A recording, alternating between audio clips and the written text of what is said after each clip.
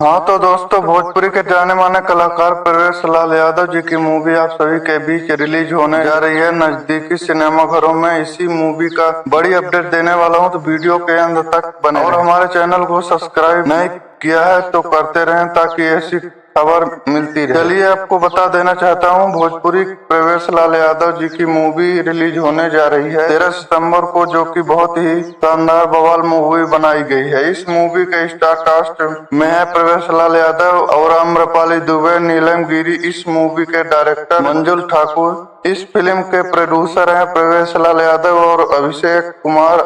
आप लोग इस फिल्म को 13 सितंबर को सिनेमाघरों में देख सकते हैं। बहुत ही धमाका मूवी का दर्जा दिया गया है।